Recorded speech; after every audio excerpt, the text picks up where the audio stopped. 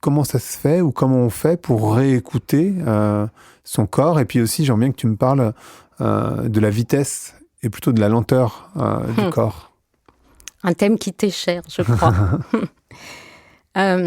C'est vrai que quand on fait un burn-out, prenons cet exemple-là, il y a énormément de signes avant-coureurs pendant une période souvent très très longue, quelquefois de plusieurs années. En fait, je crois que cette problématique de pourquoi on ne les entend pas, elle n'est pas individuelle. Elle n'est pas premièrement individuelle. Elle est systémique, elle est collective, elle est sociétale, elle est culturelle. Nous vivons ici, en Occident, à notre époque, dans une culture qui a complètement oblitéré le rapport au corps. Comparé à d'autres cultures, des cultures qui sont plus héritières. Alors on pourrait parler des cultures asiatiques, par exemple, ou des tas d'endroits du globe où des personnes, des peuples vivent encore beaucoup plus que nous au contact de cette intériorité corporelle. Et ce sont souvent les mêmes personnes, les mêmes tribus, les mêmes peuples que ceux qui vivent fortement au contact de la nature.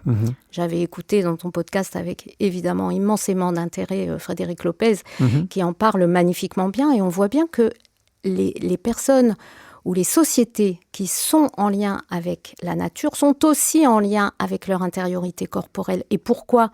Parce que l'intériorité corporelle, c'est aussi notre premier organe de perception de la nature, de cette nature vivante, de cet environnement qui en fait n'est pas un environnement extérieur séparé de nous. Cet environnement vivant, il vit aussi à l'intérieur de nous. On a un environnement extérieur, un environnement intérieur qui en réalité sont en permanence en communication. Mais dans notre société moderne, à nous, aujourd'hui, en Occident, cette chose-là a été complètement, pas seulement oubliée, je crois, mais vraiment, il y a eu un choix de société de donner la priorité aux aspects plus rationnels, à l'intelligence logico-mathématique.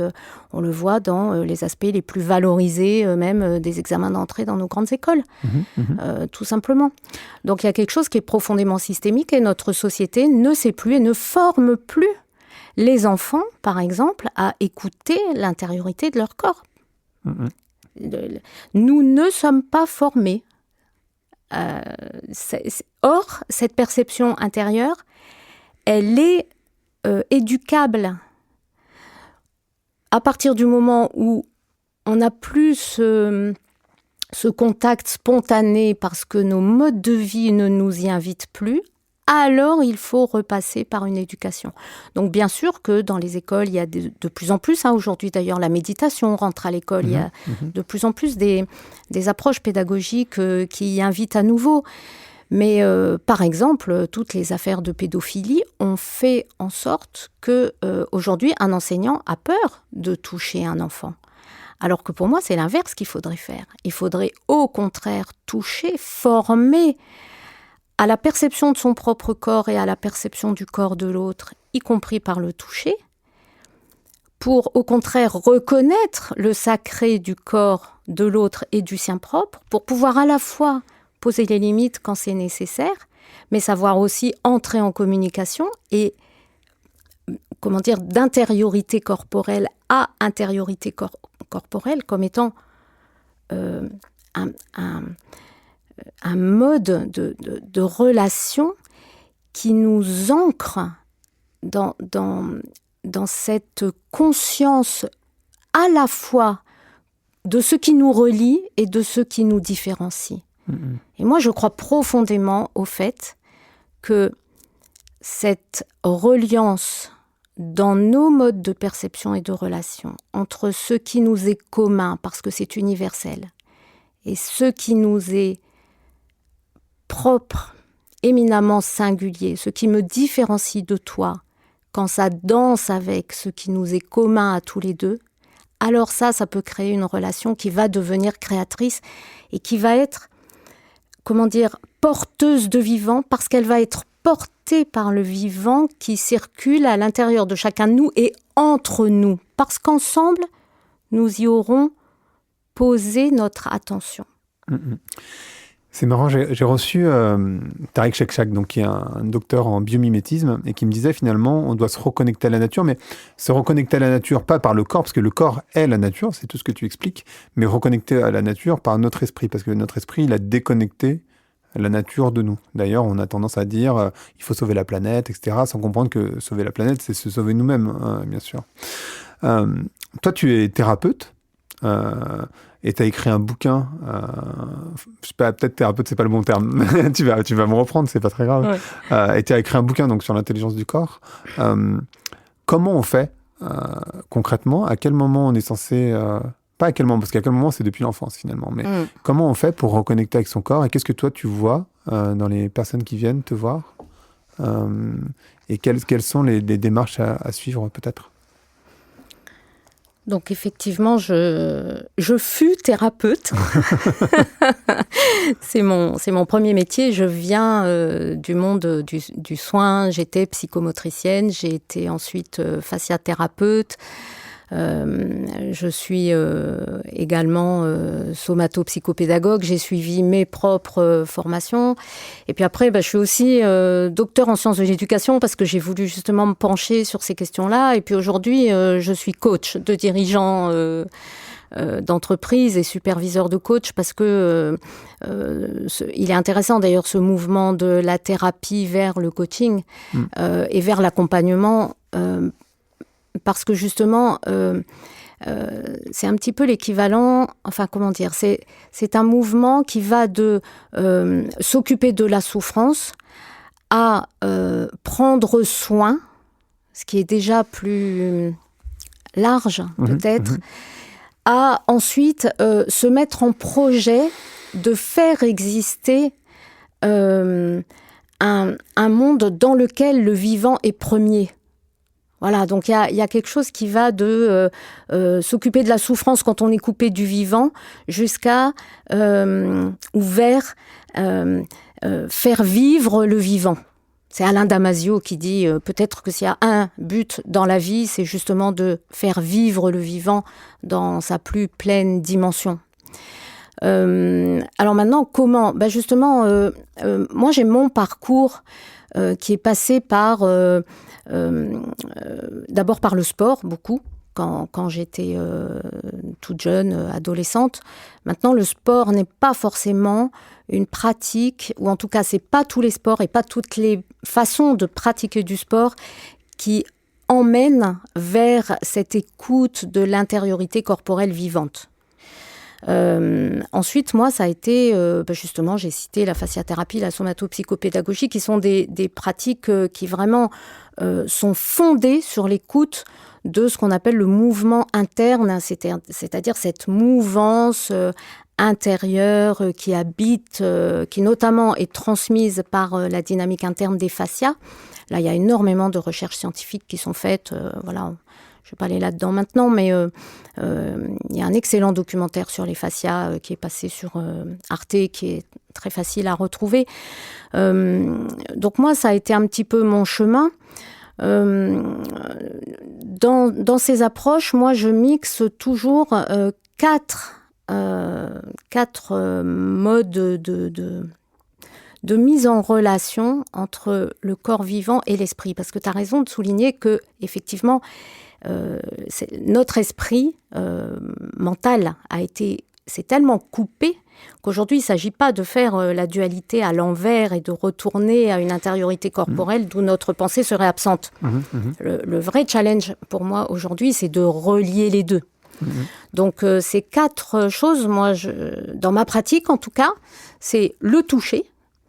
Mais le toucher, il faut retrouver ce sens du toucher qui est énormément mis à mal en ce moment par cette crise du Covid que nous traversons. Un toucher qui ne se contente pas de poser une main sur l'épaule pour signifier qu'on est là et qu'on est présent, ce qui est déjà énorme.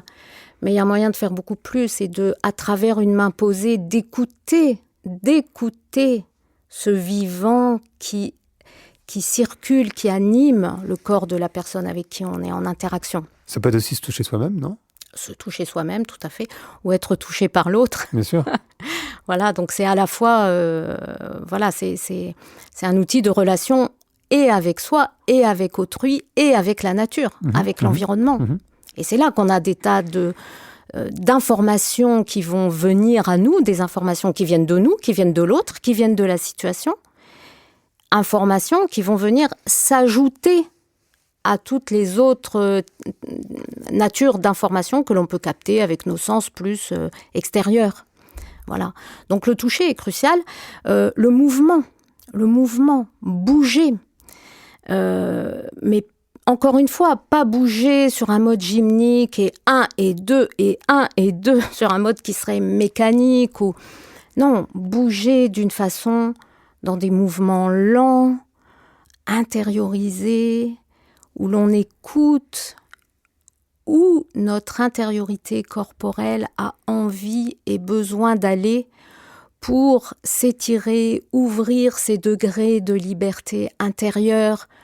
Et plus on va gagner dans cette liberté intérieure de richesse d'orientation, d'amplitude, de déploiement intérieur, plus nos capacités extérieures vont être portées par cette liberté qui vient du dedans. C'est moins dans la performance, donc. Exactement. Parce qu'il y a aussi une grosse pratique sportive qui est dans la performance. Exactement. Il y a énormément de choses en ce moment qui vont dans ce sens-là. Et puis aussi, dans ce que tu disais, cette extériorité du corps. Donc, pour optimiser, pour améliorer l'extériorité du corps, on va faire une performance sportive. Et ça ne va pas dans le sens de ce que tu décris. Tout à fait. Et puis, il faut même veiller à ce qu'à un moment donné, le mode même d'écoute intérieure ne soit pas lui-même attrapé par cette culture de la performance dans laquelle nous vivons, qui ferait que presque on jouerait à qui serait le plus ou le mieux en lien. Enfin, tu vois, quelquefois, je vois l'ombre de certaines dérives qui pourraient venir, tu vois, où toutes ces techniques pourraient, ou toutes ces approches. Pour moi, c'est pas des techniques ou des approches. Pour moi, il s'agit vraiment de trouver, pour finir de répondre à ta question, sur comment... Il y a comme un chemin créatif, personnel à trouver parmi l'ensemble de ce qui peut exister pour trouver sa propre façon de faire vivre le vivant en soi, autour de soi, entre nous. Voilà, alors moi je parlais de 4 pôles, on va dire, le toucher, le mouvement, la méditation, mais tout ça c'est relié. Et puis le verbe, la parole, la mise en mots et la mise en acte, réfléchie, consciente, pensée, sur la base de ces informations intégrées dans notre manière d'être et de vivre. Et à un moment, c'est vrai que j'ai mon parcours, mais les techniques, les approches, moi, elles sont... Je viens de citer celles qui sont au centre de ma manière de travailler avec les personnes qui me font l'honneur de les accompagner. Mais à un moment donné, ces approches, elles sont là pour nous emmener vers cette façon d'honorer le vivant qui doit en fait habiter toutes